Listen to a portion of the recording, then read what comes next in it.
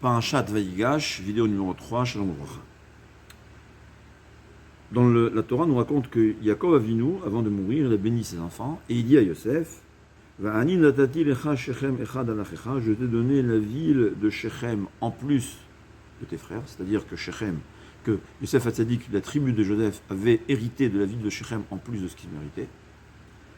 Asher lakarti miyad ha'emori becharti bi ou bekashti, que j'ai conquis du Émori, du peuple Émori qui était le peuple qui résidait dans le temps, là-bas. Becharbi ou bekashti, littéralement ça veut dire par mon épée et ma flèche. Becharbi ou bekashti, étonnant. Alors d'abord de quoi il s'agit? Dit, Rashi nous raconte que quand Shimon et Lévi ont tué les habitants de la ville de Shechem, tous les peuples autour ont fait la guerre à Yaakov Avinu.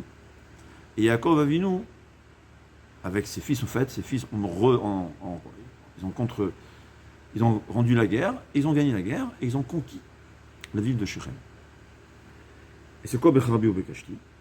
Est-ce que Becharbi ou Bekashti, c'est Yaakov Avinu lui-même qui est parti à la guerre? C'est ses enfants. La réponse, c'est sa prière. C'est-à-dire, Yaakov Avinu, il a prié, et c'est par sa prière qu'ils ont gagné. Alors, nous, à nos yeux, on dirait, c'est les fils, les frères de Yosef qui ont gagné la guerre, grâce à leur épée, avec l'aide de la tfila de Yaakov. Et donc, en principe, la ville de Shechem devait appartenir aux fils de Yaakov. Mais non. La Torah nous dit la vérité, que l'épée et les flèches dans les mains des frères de Yosef n'auraient servi à rien sans la tfila. C'est comme si j'appuie sur le bouton et il y a la flèche qui va sortir. S'il n'y a pas l'électricité qui va envoyer la flèche, c'est rien. L'électricité, c'est la tfila. Mais c'est pas rien que l'électricité qui va envoyer la flèche, c'est l'électricité qui va fabriquer la flèche, qui va fabriquer le moyen de guerre. Et il faut savoir que dans toutes les guerres, ceux qui gagnent, c'est la Torah et la tfila. Hakol kol Yaakov. Ça, c'est évident. Celui qui en doute, la Gemara, elle le considère, Rahman al-Itzlan, comme un apikoros. Mais à savoir. C'est peut-être une petite parenthèse, mais c'est important à le savoir. Mais là, ce qu'on veut s'appuyer sur quelque chose d'autre. Harbi ou Bekashti, c'est la prière. Le Unkelus traduit Bitsloti ou Bevaoti. Sloti, ça veut dire ma prière. Et Baoti, ma demande. C'est quoi ces deux termes différents? Alors, ça, je nous explique. C'est expliqué par beaucoup, le Meshach Chochma, le Breskerov. C'est même dans la Gemara, c'est insinué, c'est un peu presque clair dans la Gemara. Il y a deux sortes de prières. Il y a la prière qui est considérée, qu'on fait ressembler, qui est comparée à la flèche, et la prière qui est comparée à l'épée. C'est quoi la différence? L'épée, c'est tranchant. Même un enfant qui prend une épée, ça peut tuer, ça peut couper. C'est vrai que plus la personne est puissante, plus cette épée pourra détruire. Mais la flèche, tout dépend de la force. Si un enfant il prend une flèche, il n'a pas de force, ça ne fera rien du tout. Il y a les prières instituées par nos sages. La tfila, les Tehilim par exemple. Les Tehilim, quelqu'un qui lit, il ne comprend pas ce qu'il dit. Il ne sait rien. C'est comme une flèche, c'est comme une épée.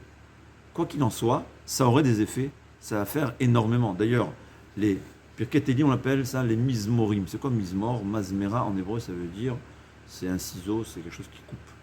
Parce qu'on dit que les Tehilim, les Pirkei, les Psukei des Imra qu'on dit avant la tfila, c'est ce qui va couper, qui va ouvrir les portes pour que la tfila ensuite puisse monter au ciel. Parce que malheureusement, par nos fautes provoquent comme un nuage qui va empêcher la prière de monter.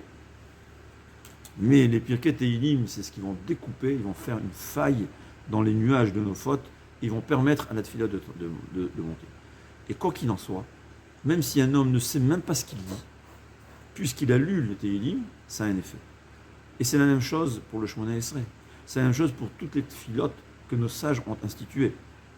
Le Kaddish, même si un homme ne sait rien de ce qu'il dit, il a le fait même de dire ces mots-là, ça a un effet. C'est vrai, plus c'est de la kavana, c'est comme l'épée dans les mains d'un gibor, d'un quelqu'un qui a de la force. Ça fera plus d'effet.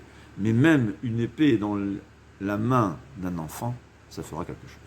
La Gemara elle dit, Yavo goy tzadik shomer emunim, à partir de quel moment un enfant qui est décédé, il a chelek dans la mava, dès qu'il a répondu Amen.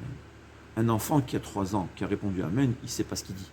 Son père il lui a dit, je vais te donner un bonbon, tu tu réponds Amen. Il a répondu Amen parce qu'il voulait le bonbon. Si ensuite, Hachem, il a pris, eh ben, il a dit ce mot-là, il a dit un Amen, sans savoir ce qu'il dit, ça va lui donner une partie dans le Gan Eden. C'est ça la force de l'épée. La flèche, par contre, ça dépend de la force. C'est quoi la flèche? C'est les prières qu'un homme parle vers Akadosh Baruch Hu, il parle de son cœur. On va dire une prière qu'un homme invente. Quelqu'un qui invente sa prière, elle aura un effet selon la kavana qu'il a, selon le cœur qu'il a dans cette fille-là, que là, plus il a de kavana, plus ça va avoir un effet. Et il faut les deux, parce que toujours un homme, il a des besoins personnels, il faut parler à Kadosh Baruch Hu comme on parle à son père, comme nos ancêtres. J'ai vu chez mes grands-mères, ils parlaient à Kadosh Baruch Hu 30 fois par jour pour chaque petit besoin. C'est ce que le Chazon Ish qui le dit. Le Chazon Ish, il dit, un homme, malheureusement, il y a des gens qui s'éloignent d'Hachem parce qu'ils ne sont pas habitués à parler à Kadosh Baruch Hu. Un homme doit s'habituer chaque chose, demander à Kadosh Baruch Hu, et chaque chose, évidemment, remercier à Kadosh Baruch Hu. C'est ça un juif. Hakol kol Yaakov. Tout le temps demander, tout le temps prier, c'est bien, c'est obligatoire, mais il faut savoir que la prière que nos sages ont instituée, même s'il n'y a aucune kavana, ça a ses effets.